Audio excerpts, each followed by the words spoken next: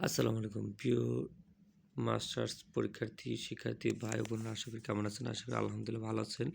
আপনাদের জন্য রুটিন প্রকাশ হয়েছে 2022 সালের এমএসএস, এমবিএ, এমএসসি ও এম নিউজ শেষ বর্ষ পরীক্ষা 2025 সময়সূচি প্রকাশ হয়েছে 31/12/2024। সংশ্লিষ্ট সকলকে জানানো যাচ্ছে, জাতীয় বিশ্ববিদ্যালয়ের অধীনে 2022 সালের MSS, MBA, MSc, M news, ICT, library science শেষ বর্ষ পরীক্ষা নিম্নোক্ত সময়সূচি অনুযায়ী অনুষ্ঠিত হবে। কোনো কারণ দর্শানোর ব্যতিরেকে বিশ্ববিদ্যালয় কর্তৃপক্ষ পরীক্ষার অনুষ্ঠানের তারিখ ও সময় যে কোনো সময় পরিবর্তন করতে পারে। পরীক্ষা কোড 302। পরীক্ষার সময় প্রতিদিন সকাল দুপুর 1টা থেকে সময়কাল পরীক্ষার উল্লেখিত সময়সূচি। এখানে একটা কিছু বোঝার আছে। 27/1/2025 সোমবার কী কী পরীক্ষা হবে? বাংলা, ইংরেজি, আরবি, সংস্কৃতি, পলি, ইতিহাস। প্রত্যেকটার কিন্তু বিষয়কোড ডান পাশে দেওয়া আছে, ভালোভাবে যা যা বিষয়কোড দেখে নেবে। তারপরে 30/1/2025 বৃহস্পতিবার এই বিষয়কোডগুলো পরীক্ষা। 2/2/2025 রবিবার এই বিষয়কোডগুলো পরীক্ষা হবে। ওকে, ভালোভাবে এগুলো দেখে নেন আপনারা। তারপর হচ্ছে 5 তারিখ এবং 9 তারিখে এই বিষয়কোডগুলো পরীক্ষা হবে। এরপরে 13 তারিখ এই পরীক্ষাগুলো হবে। 16 তারিখ, 18 তারিখ, 20 তারিখ, 23 তারিখ এই পরীক্ষাগুলো হবে। প্রয়োজনে ভিডিওটা পোস্ট করে দেখে নাও।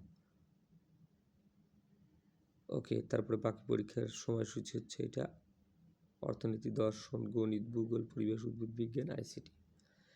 এখানে কিছু গুরুত্বপূর্ণ কথা বলবো যেটা আপনাদের জন্য অত্যধিক গুরুত্ব।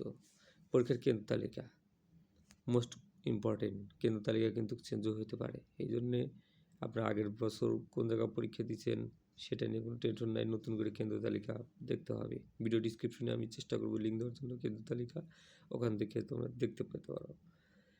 বিশ্ববিদ্যালয় কর্তৃক নির্ধারিত কেন্দ্রে পরীক্ষার্থীদের পরীক্ষা অংশগ্রহণ করতে হবে।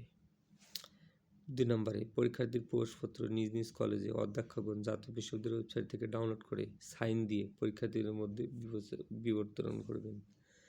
3 নম্বরে ব্যবহারিক মৌখিক পরীক্ষার স্থান, তারিখ, সময় পরে জানানো হবে।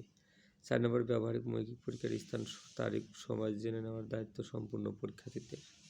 তথ্য প্রযুক্তি, সেই ক্ষেত্রে তোমরা আপনারা কলেজে কারোর কিরানি হতে পারে কিংবা কোনো টিচার হতে পারে, তাদের ফোন নাম্বার রাখবেন যাতে তার কাছ থেকে ফোন জেনে নিতে পারেন, অথবা কলেজের ওয়েবসাইট থাকলে অনলাইন চেক করতে পারবেন।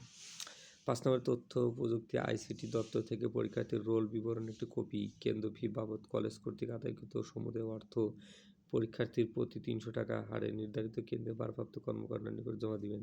এটা 500 টাকাও হতে পারে, 600 টাকাও হতে পারে, কারো কলেজ বেশিও নেয়। এই জন্য কলেজের কাছ থেকে যোগাযোগ করতে হবে, কলেজের নোটিশ বোর্ডে দিয়েছে কি না সেটা দেখতে হবে। 6 নম্বর শিক্ষার্থী প্রবেশপত্র বিতরণের ক্ষেত্রে নিজ নিজ কলেজে গিয়ে রেজিস্ট্রেশন নাম্বার, মাতা পিতার নাম সব কিছু মিলিয়ে রেজিস্ট্রেশন কার্ড অ্যাডমিট কার্ড নিতে হবে। আমি একটা কথা বলবো, সেটা হচ্ছে অ্যাডমিট কার্ড এবং রেজিস্ট্রেশন কার্ড ভালোভাবে কম্পিউটার দোকান থেকে স্ক্যান করে ফটোকপি করে রাখতে হবে। যদি হারিয়ে যায় সেক্ষেত্রে প্রিন্সিপালের সাইন নিয়ে এটা কিন্তু ব্যবহার করা যাবে।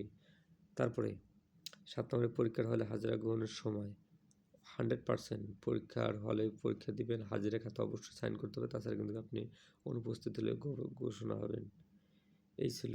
আর সাজেশনগুলো রেডি করা চেষ্টা করতেছি, দ্রুত রেডি করে ফেলবো। তাদের সাজেশন লাগবে যোগাযোগ করবেন, ইনশাআল্লাহ আপনাদেরকে ধারাবাহিকভাবে সাজেশনগুলো আমরা দিয়ে দেবো ইনশাআল্লাহ।